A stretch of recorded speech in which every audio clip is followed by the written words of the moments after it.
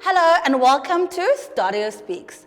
I'm your host Kanyisa, and today we have an exciting episode lined up for you.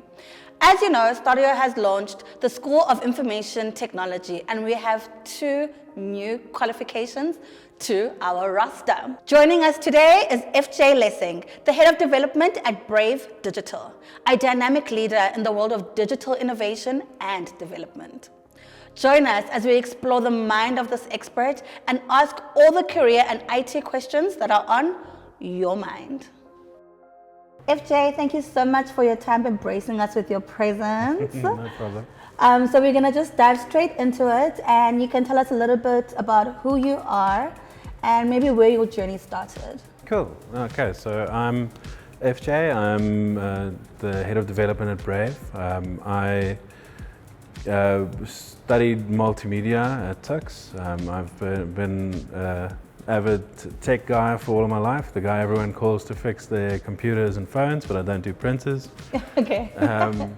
I've always been interested in technology and in software, and development was something that I found in university.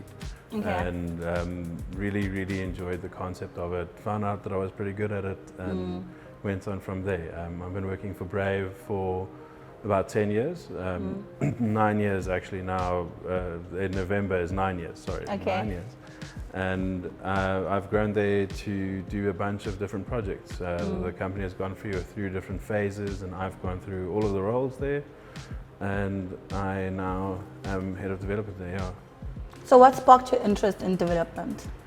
So initially, I've always been interested, and I've been lucky enough to have a computer at home.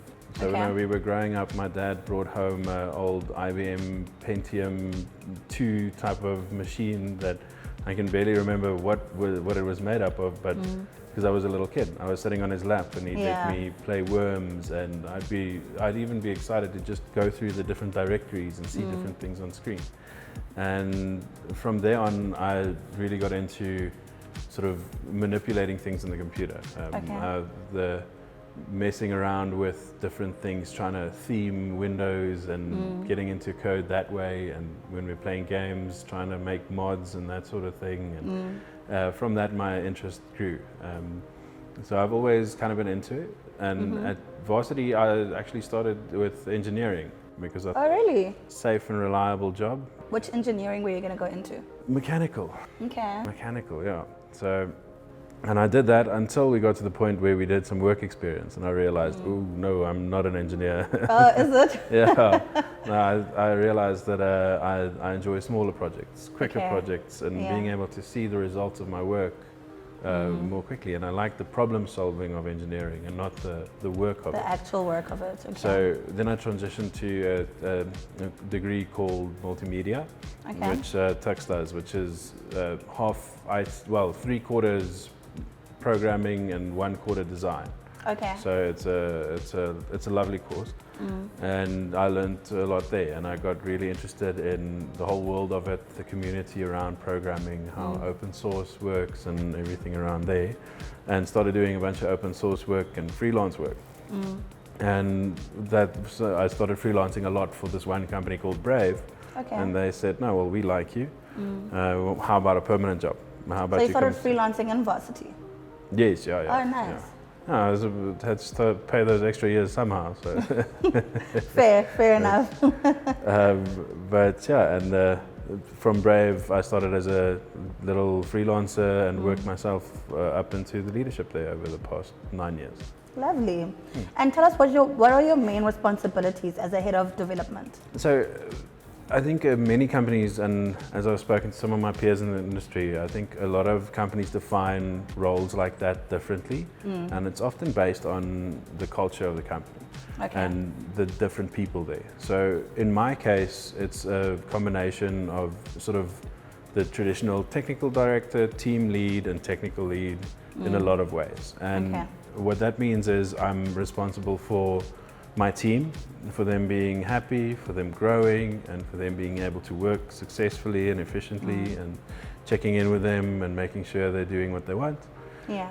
I'm responsible for the projects on the technical side, so that the things are quality, that the clients understand what people are talking about when they talk about complicated jargon and make sure things are running smoothly. And then I'm also responsible for sort of our infrastructure. When I go to brave.com or bravedigital.com, shout out, but if I go to the website, that it's up, that it's working, that I can get there quickly, that the servers are in place and doing what they need to do. So for students who might be unsure, why do you think digital development is such an exciting and rewarding career choice? So I think currently, firstly, the big thing is that it's a very popular and great industry to be in right now. I think there's a lot of opportunity and a lot of growth, and there's a lot of pathways you can go in that is diverse. I mean, you can start with not quite sure what you want to do, start being like an entry-level junior developer and find more things to do and for things that challenge you and that are interesting. I think it's very much the future. I think people are going to rely on developers even more now, and things are going to grow way more in that direction. I think software has become such a part of everyone's lives. I think custom software is going to become even more a part of people's lives, and someone has to build all of that. And can you tell our audience maybe the difference in the different developments? Like you just mentioned software and custom. Yeah, sure. So there are a couple of sectors of how things work, and if I'm talking sort of hyperlocally in South Africa, how we do things, that is related to the global market, but a bit more thinking of how the industry in South Africa works. Some companies focus a lot more on like software engineering and software development, which is building solutions, like solutions for specific goals, and building software that then gets sold. Where custom development is done within that sector as well, but that is referring to very specialized needs and specialized interest as well. Okay. It's sort of a tier definition almost everywhere. Okay. And within that, there's web development, there's mobile application development, and they sometimes straddle the two aspects of like software and custom, different markets like that. Or, okay, interesting. Like trying to differentiate them. Differentiate is difficult, yeah. Okay, cool. And then what was your journey like from like being a student to becoming head of development? So yeah, as a student, obviously one thing that I want to say is, I mean, if you have the opportunity to change and you're not liking what you're doing, sometimes the best thing is make that change. Because for me it was really good, and I'm really glad that I made that change from starting as an engineering student and moving to a different degree with multimedia. I would say you can start as a student. You can easily start working on your future, and that's what I did. I started freelancing, I started getting involved in open source projects, and started doing all kinds of different things to teach myself more than the lecturers had time to teach me. You know? And exposure inside is totally different to what you study. It's very much. I think any course would give you a good base, but there's certain ways people do things in the real world which is not necessarily right according to the textbook. Yes. You need to know how people do things and how things work. And the big reality of the industry that I learned from doing more freelance jobs and doing different things is that you can't just rely on your book knowledge, and you have to learn more things. There's such a big world out there. Yeah. So then, as a freelancer, I started doing Tani Susan's website for her little coffee shop, and doing all these kinds of things to try and learn more and get a bit of exposure. Yeah. And then I started working for a bigger company, Brave, and suddenly I was doing activations and things for big brands. And doing things that other people see more often than not, you know. And then when Brave approached me to say, hey, do you want a permanent position? I just jumped at the opportunity. I said, let's give it a go, let's take a chance. I think an important thing that I did during my growth as well is I took on responsibility. Usually as a software developer, you do your thing, you stay in your niche, you get your task assigned to you, Yeah. you do that. But I always said, well, don't you want my opinion on this? Like maybe we can try doing it this way or using this new technology I read about. And the company responded well to that, and they started listening to me more and more and respecting me. And at some point, my boss said, well, we should give you some sort of title, some change for this, and change your responsibility and use this thing you're good at. That you've shown us. So you put yourself out there. Very much. And Yeah. then he said no, but he wants to give me the senior role, and he wants to give me some additional responsibility around that, and that's how I started growing. And then a couple of years ago, I went to him again, and I said, well, I think we need to define this better. Like, it's not my best use of my time to be sitting coding all day. I think someone needs to take charge of the teams and the different responsibilities and the things that I'm already started doing, but put a focus on that. I love that. Yeah. You basically said, if you don't knock on the door, it won't open. That's the thing, and Love that's that. always the case. If Yeah. you don't put yourself out there, then Opportunities won't come to you. they won't. Sometimes opportunities fall in your lap, but that's very rare. You know, Yes. like if you're grabbing it is always the faster and easier route. Yeah, love that. Okay, what are some of your biggest or some of the biggest trends you've seen in digital development and software in 2024? So from my side, right now, obviously, AI is the biggest buzzword and the biggest concept, and all the different things that fall under that Yes. have been the biggest trend that we've seen. That can go from the tooling, from sort of how you work. So using these different AI tools to work faster and more efficiently and to find all these optimizations, that's been a really big deal, and that's really something that's helped us a lot to get to our deadlines faster and to help ensure our quality of code. And then on the other side, the clients really, they all have some level of education now on what AI is, and yeah. some level of expectation. So Yeah. I think there's been a lot of work that's been great. Things like Copilot and everything OpenAI does is incredible, and a lot of the big giant models like DALL-E is incredible.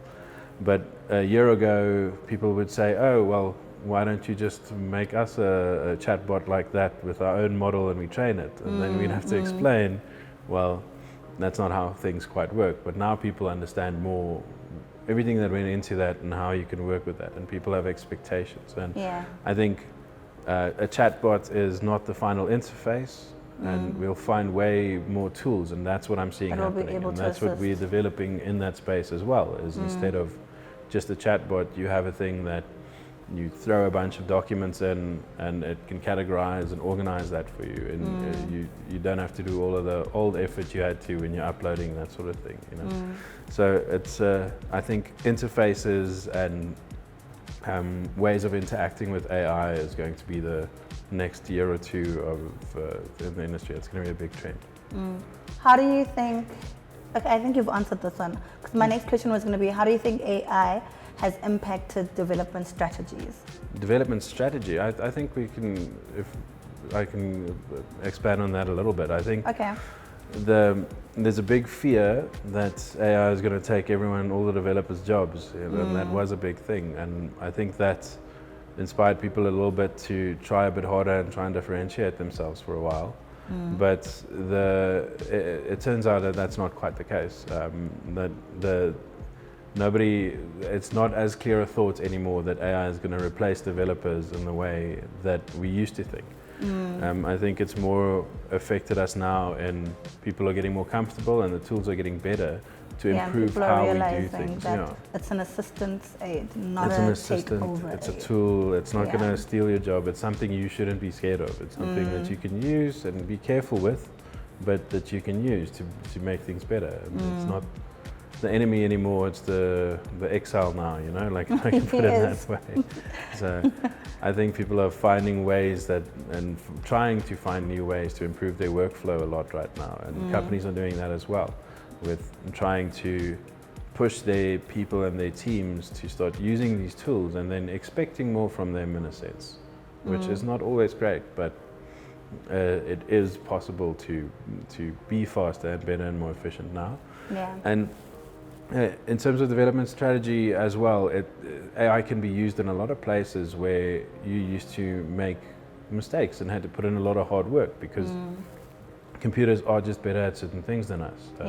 Better at looking at large data sets, better at looking at the detail in the bigger picture. So if we think of a project where you have loads of data and concepts and different data types, it becomes quite intimidating. But what you can do is you can use these AI tools to try and look at everything, process everything, and give you some key takeaways that can help. Yeah. And obviously everyone's aware of meetings as well and how much the AI can help with meetings. And give you summaries and take notes. Definitely. We don't need to manually actually what do they call it? Minute take anymore. No, not the Fun. same. Yeah. Definitely. What do you see emerging technologies like blockchain and Web3 playing in the future of digital development? So in terms of blockchain and Web3, those types of concepts are, for me, in a bit of an implementation phase right now. I think there are a lot of niche places in where we've used blockchain and where blockchain gets used that is working and that is finding its footing. I think people are very distracted now by AI and AR, which falls around there, but I think blockchain is going to become an important tool in people's tool set to use the correct way. And I think we're realizing with things where it's failing. If you look at the concept of something like just Bitcoin itself, I mean, it used to be the idea that it's this hyper digital and efficient cryptocurrency, but now we're getting into the world where it takes you 40 minutes to do a transaction, and everyone is raising the climate and ecological concerns and the power requirements for that. So the successful implementations are happening on a smaller scale for shipping companies who need a ledger for a ship to carry between ports different cargo, load and unload different things, you know, like those types of implementations are really finding their footing. And if we're talking more in the Web3 sense, you know, like your user accounts in some places are growing and getting to a point where you can decentralize things and break away from the traditional server user model and sort of have everyone communicate with each other and distribute that cost and do great and interesting implementations like that. So I think it's going to live in the niche for a while in the very specific applications, and I think that's where it will work best. That's where it will work best. Okay. I do think the big next trend will be whole new interfaces. And that's where a lot of the Web3 stuff can come in too. I mean, we need interfaces for AR. The companies like Meta and them, they're really pushing, like bringing your interaction into real life. Glasses, and even in shopping malls now, like you can like slide and fit your clothes on just standing in front of a mirror to see if it actually fits you or not. No, and we love those projects. I mean, right? At Brave, we've done a lot of that stuff, and we have things for events where you can project on a tablet a device that's in pre-production, and you get all of the 3D model shaded perfectly in the environment, and someone can walk around the model and like see, well, this is how this thing would work, and this is what this means. So it's very cool. AR is going to be the best thing. That's going to be, I think it's going to be incredible once they get it right. Yes, true. I think everyone with glasses also thinks that's the right answer. Yes. But we'll see. Have you seen those glasses where you can listen to music or like answer a phone call? No. So cool, right? Even Ray-Ban made some. It was Ray-Ban. I think it was Ray-Ban. Then I would It's getting a bit invasive, but like.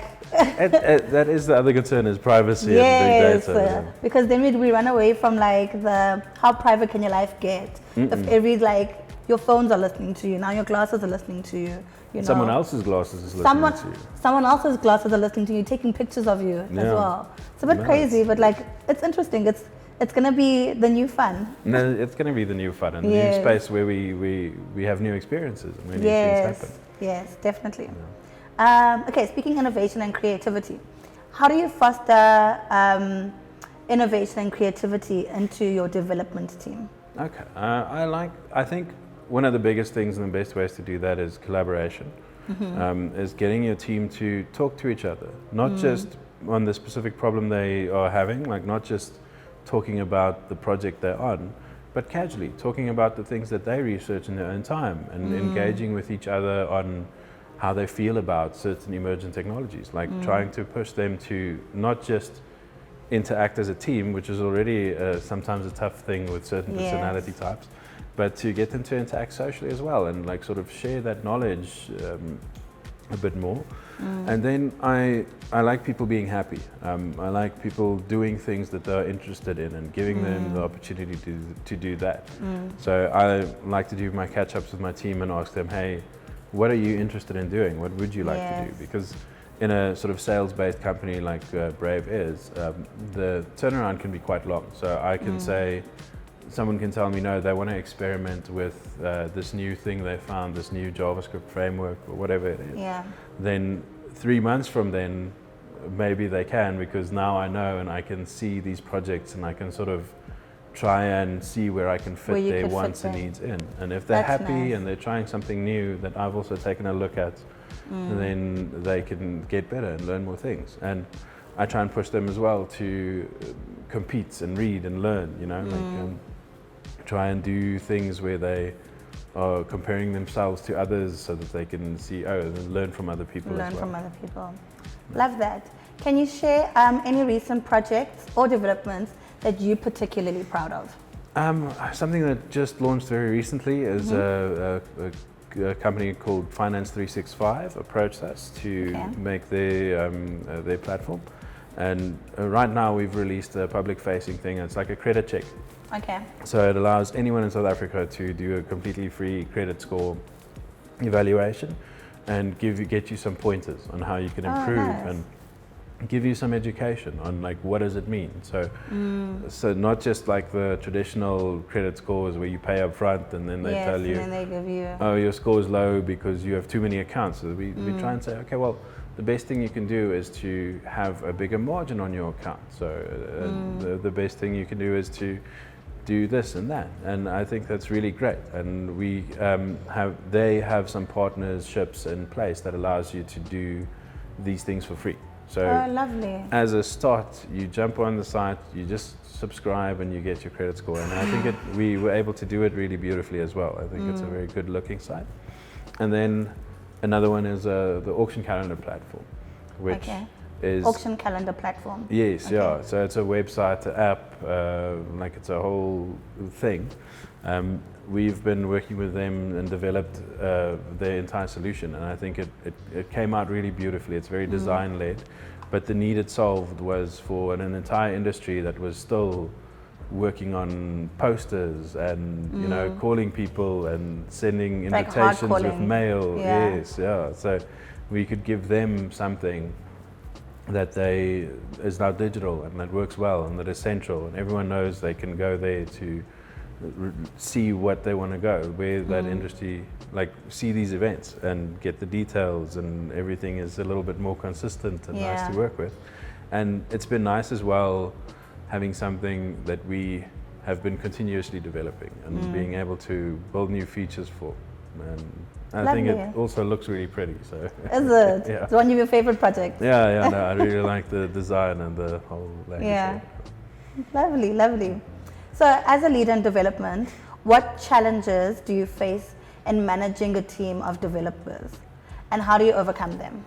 Okay, so there are a few challenges that I think is common for everyone, and but one that's specific to us is we used to work in an office. Everyone would go in every week, every day, and go sit in an office, and we'd all sit in a big room and you'd collaborate and work. And when we switched to fully remote with COVID, we found that it worked as well.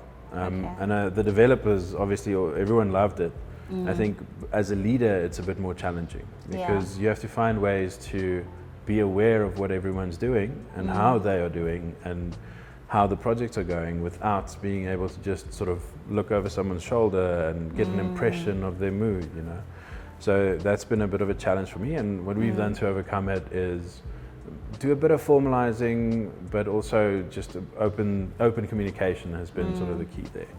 And I've been trying to get it to my guys to say, hey, the moment you have a problem, just send me a message. Even if I tell you, oh, I can't talk right now, like, it's really nice for me to be aware. And then everyone responds well to that usually. And putting certain mild guardrails in place to be like, just, hey, we do a daily check-in now, and we do these daily meetings. And at the end of the day, maybe I'm just going to send you a message to check in. And how far have you gotten? So, does it require? Do you feel like it requires more communication, remote, than it does when you actually? I think it requires more formal space. communication remote, and I think that's the challenge, because Yeah. the other challenge with managing a team of developers is often personality types. Yes. I think the industry, I mean, it's very dynamic and people are all different, but there are certain personality types that are attracted to development, and the problem solvers are similar people very often, and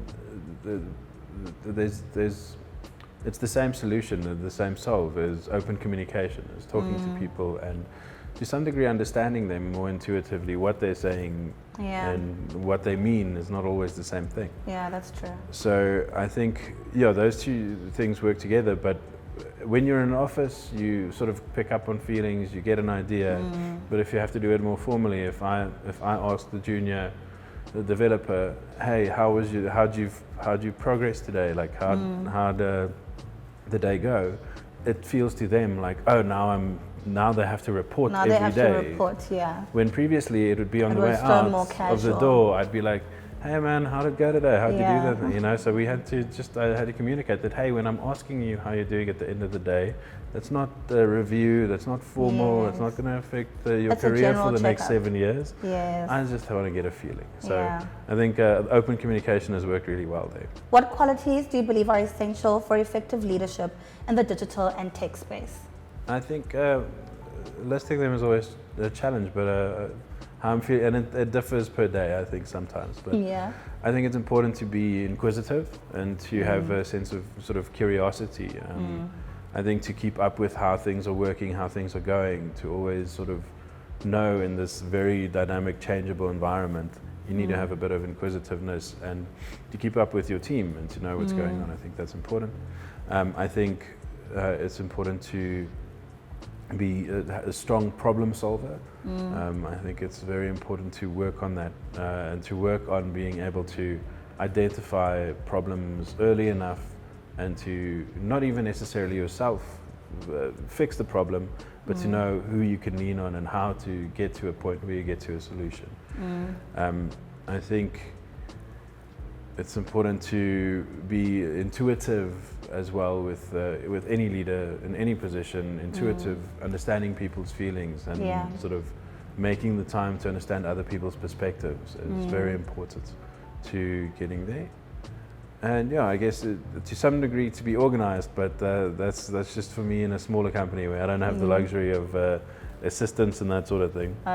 But I think being organized is also important. Always, that managerial skill is critical to be able to manage other people. Yes, and you don't have to be innately born good at it. It's something that you can learn and practice.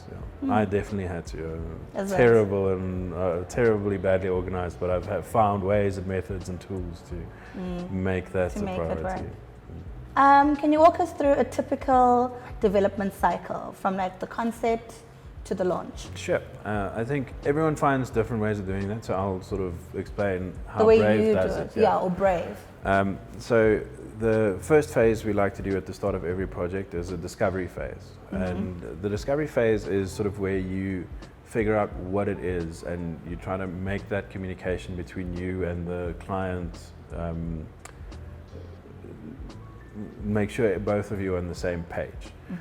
I think that it's where we sit together, we hold workshops and we figure out, okay, so what do you want to do? What are the problems you need to solve? All the way to, do you think this is the right place for the button? Does this make sense to you? And like, I think that discovery phase sort of gets you on the same page, and then you develop documentation, you develop wireframes, and you develop architectures, and you take that and you put together the project, and everyone says, okay, cool, we're on the same page and we're going to head into the next step. And then the next step is usually the second phase is the design phase, which is where before you do too much coding or anything, you use tools to set out the entire design. You go through wireframes, which is like a grey version of the platform. What it would possibly look like. Yeah, what it could look like, how it could work as well. I mean, a big part of that phase is also, it's not just user interface design, it's also user experience design. Okay. So what you do is you say, well, the difference there being, oh, this button is really pretty, or is this button in the right place? Okay. And part of those prototypes and wireframes is the interaction layer. So you can give it, and you can take the client through and say, okay, when you click here, it takes you to this page. And sometimes you can build whole prototypes without touching code that lets you make the app as it will work one day. Nice. Yeah. I never knew you could build without coding. No, there's loads of tools cool. that can help you do that, and we make use of them often, yeah. And then after that, the next phase is usually the development phase. And that's sort of the phase where we take the project and we follow a version of something called sprint methodology, where every week we grab a couple of tasks and assign those to the developers in the team. They build those tasks and finish them in those weeks, and each week you get a new set of tasks, or you say, oh, I'm still busy with this task because it's a bigger one and it's taken me longer, or I ran into these roadblocks. And then we go through the whole development process, and in between the development process we do a bit of testing, but the real fourth phase is the testing phase. And the testing phase is then where you give this to people who are experts at testing and finding bugs and making sure the quality is right of the solution. And they go through and they do all kinds of strange things and try and... Do they try to break it? Oh, they try their best to break it. They love it. They feel very successful if they actually break the thing. But that's what we're looking for, because at that point, that's what you want. You've done your thing, you've said it works well, and the guy comes and he drags the window into a little slit, like straight line, and say no, and then something breaks and is out of place, and then says, okay, you have to fix that. Or he adds things to his carts and removes it, and then add to his wish list and do this sort of thing, and do something very complicated, and then it breaks and causes a bug. And that's what you want to find in that phase, and make sure the quality is right, so that before you actually take it out to like when it goes into the next phase, which is the launch phase, then it goes out to the public, and you don't want them to run into any of that. To be the ones who, and interesting. And then the next phase is sort of the usage phase. So you have your launch, where you're just making sure everything's working and everything's great. And then it is often, is it still working great? Like, were our expectations right? Did we think that we put the button in the right place, or are people looking for it in a different place? And there's a host of tools out there that let you see how people are using the platform, the web app, the mobile application. You see what they do and how they use it, and based on that you can then start the whole process from the start for new features. And hectic. For reworking different features and that sort of thing. So how long is your the period between launch and user phase for you guys to determine like the stats or your predictions? It depends, on the project and that sort of thing, because sometimes for something like I spoke about earlier about the credit check solution here, which we are going to develop into much more, and a whole suite of different financial wellness tools. Now, for them, a credit check's not something you do more than once a month, because it doesn't get updated more than once a month, your score. So for that one, we'd need a couple of months likely to understand how people are using and navigating through our repeat users. So that would be a couple of months. But for something like Auction Calendar, where you can get feedback on features and things within a week, you can get that feedback and start working and start restarting that process. Interesting, very interesting. Tell me what excites you about the work you do. I think I get very excited, as you might have been told, as talking to people about technology. I really like that. That is something that gets me excited, and doing new things. I think my brain works works well when it gets new stimulation and new things to focus on, and looking at the new technology is sort of my favorite thing, and getting finding a way to implement that and bring it together with people and talking to people about new exciting ideas. I think that is where I find my most enjoyment. Lovely. And then can you share a personal or professional experience that has significantly influenced your approach to digital development? Yeah, sure. I can share a couple. One of my favorite ones is after I was permanently employed the first time, one of the first projects I worked on was, it was related to, I don't know how much I can say, the industry is rife with NDAs and everything, but it was working on a marketing campaign for a certain company that was related to a big Rugby World Cup. Okay. And I was working on this project, and it was back in the days of Facebook apps. So it was a Facebook app we built that, you could customize your face and your profile picture. You could customize your profile picture and put things like paint on your face. Oh, nice. It was like an Instagram filter. Yeah, Instagram filter or a Snapchat filter. Before it was in that. It was sort of a web-based version of that we did. That was Very really cool, very exciting project. And we got all the way through developing the thing until the night before it was supposed to go out. And then, 2 days before it was supposed to go out, Facebook released this notice saying, oh, well, your Facebook apps can no longer get access to webcams without doing this and this and this. Hectic. So suddenly we had to jump and figure out how do we make that work and make that change. And I was working until 3 a.m. in the morning before it was supposed to launch the next morning at 9, and trying to make sure that everything is working and make that change and get it in. I drove home from Johannesburg to Pretoria, and in the morning when I got up to go get back to the office, suddenly there's billboards everywhere. I didn't notice them in the dock, but there's these big giant billboards saying this thing's going to launch, and I'm not 100% sure that it's going to launch. You literally had 6 hours. Yeah, well. What did you do? So it ended up being fine. Okay. It ended up that I did fix it, get it done in that time, and that really informed me to say something like a deadline or a goal. I've never missed one, because if you can't do what you thought you needed to do before that deadline, you rethink it, you change it, you talk to people, you communicate, you talk to the client, you say, hey, wow, this change came. What can we do to find the right solution? Yes. And that's always been the thing, is like instead of saying at those 2 days before, oh, well, Facebook tanked this whole thing now, we can't do it anymore. Yes. Find a solution, try and make it work, see what you can do. It's never worth it to stress too much about that stuff. You can always find a way that everyone's happy in the end if you just are open and you communicate and you try. Where there's a will, there's a way. There's a way. Okay, speaking of challenges and overcoming barriers, what are some of the most common challenges that young developers face in their careers? Sure. I think the big one is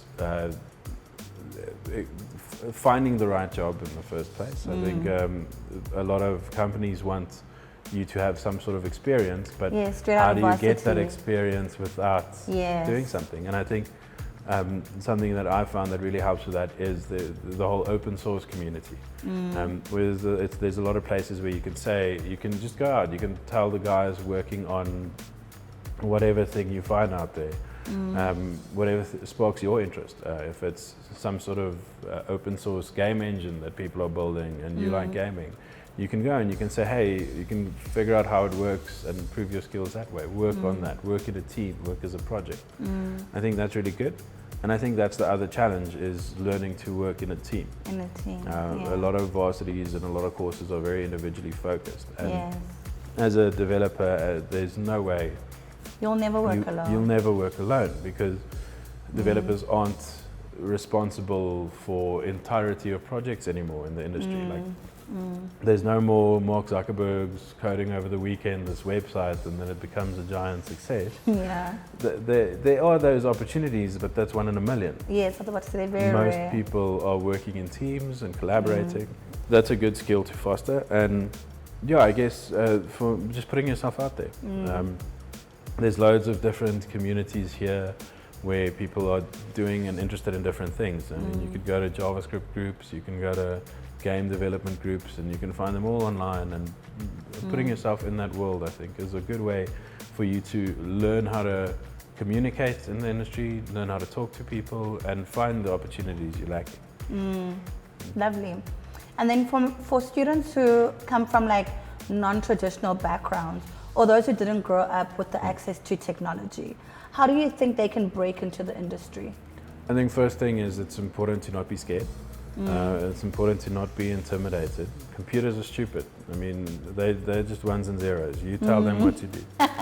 So in the end, Computers are stupid, guys. yeah, no, really, it's you that makes it do the smart things. Yeah. And that's the big thing is to not be intimidated and scared, and to try different things. The resources out there right now are incredible.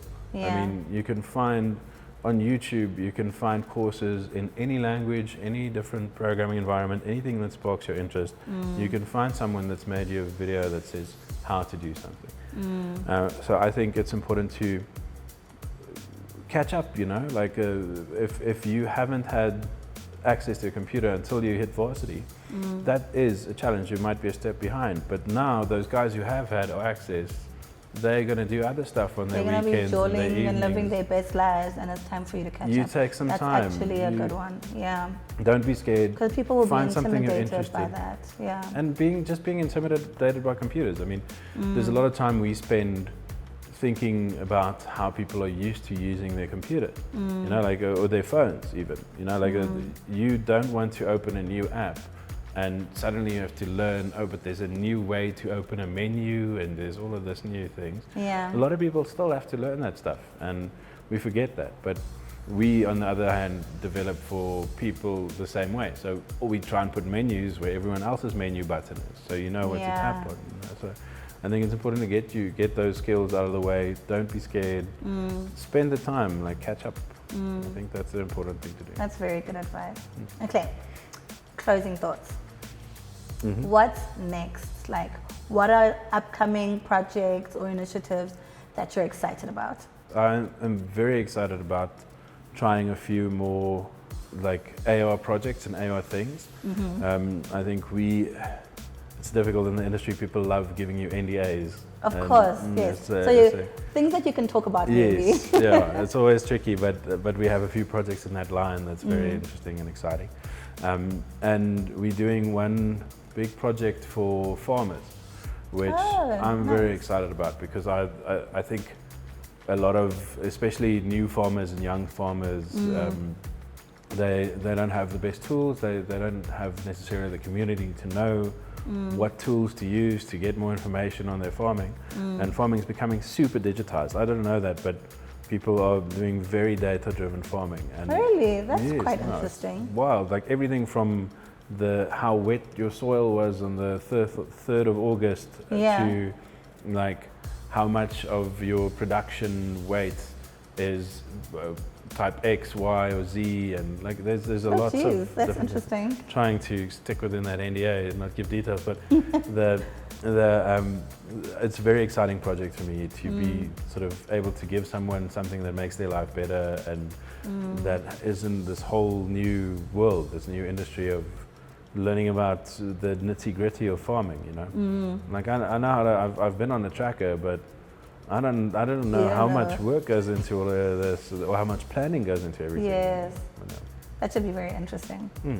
Okay, and what advice would you give to a student who's passionate about tech, but unsure of what specific path to take? So first thing I think I would say is it's less important to like what path you want to take, and to just getting into the industry a little bit and getting some jobs. You'll figure it out. I think it's very changeable. I think it's important to try and get yourself to be not think, oh, I want to be a React developer, but you want to be a developer. You want to learn about different languages, different frameworks, different bits of everything.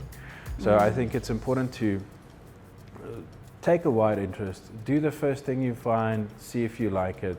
It'll teach you what you like. And I think another important thing to take into consideration is be open to change and opportunity. And do different things, try different jobs, try different things. Don't think, oh, I'm going to make this decision now to go work at company X, and then that's my entire life. Yeah. No, you can reinvent yourself, you can change. Experience is experience. And another important thing I would say is boundaries. I think our industry has a bit of a problem with when you get your first job and they see you do well, they just give you more work. And instead of letting that kill your mood and your passion and your energy, just say, well, I can only do so much in a day. I can only do 8 hours of work. This is my work. This is what I can deliver. And that has to be okay. Yeah. You know, like don't burn yourself out on your first job and hate programming forever. Yes. And set your boundaries. If they fire you, we're lucky right now, you will find another job. This is a good industry. Yeah. So I think it's important to also set your boundaries correctly and communicate that to people and figure out what you can do and what your capacity is. And then what's the best piece of advice, life advice or career advice you've ever received? I actually got it from my dad. My dad said, no, wherever you work, whatever you do, that's fine. But what you do is you make yourself essential. And then they can never fire you. Oh, And I love that. It's always been great. Is if you take some responsibility, you take some sort of job, and you take that as yours, and you become you make essential. yourself essential. Then people love that, and people like that. And I appreciate it. Great, thanks for the advice, Dad. Noted. Yeah. Okay, cool. So we've come to the end of our formal interview now. Okay. We're gonna go into this and that segment. Okay. So this and that is I'm gonna ask you to pick between A or B, and without any thought, you just need to go A, B. No thoughts and no caveats. No thought, nothing. Oh, just my. whatever pops into your mind. So this is how we get cancelled. Okay, cool. Let's go. Yes, basically, actually. Okay, cool. Let's go. Front end or back end? Back end. Coding late at night or early in the morning? Late at night. Debugging or writing new code? New code. Always new code. AI-driven development or human-centered design? Human-centered design. Coffee or energy drinks while coding? Coffee. Music while working or complete silence? Music. Sick beats. Working from home or office buzz? Home. Comfort, right? Nah. Collaborating in teams or working solo? Teams. Virtual reality or augmented reality? Augmented. Augmented. That's a tough one. Hacker movies or sci-fi movies? Sci-fi movies. Star Wars or Star Trek? Star Wars. Android or iOS? iOS. Okay, and then last one. Gaming PC or gaming console? Both. No, okay, fine. Gaming PC. Okay. So With that a controller. That brings us to the end of the this and that. Thank you so much for your time, and it's been lovely chatting to you and being educated about the world of development. No, it's my pleasure. It was really nice meeting you. Thank you, Kanyisa. Lovely meeting you too, FJ. And that brings us to the end of today's episode of STADIO Speaks. A huge thank you to our IT guru for joining us today and sharing his valuable insights on digital development, leadership, and how students can step into the exciting world of tech. To all our listeners, if you're a student looking to pursue a career in web development, software development, or just curious about the latest tech trends, we hope you found today's conversation inspiring and informative. Don't forget to subscribe, share, and stay tuned for more episodes where we speak to industry experts shaping the world of tomorrow. Until next time, this is Kanyisa, and you're listening to STADIO Speaks.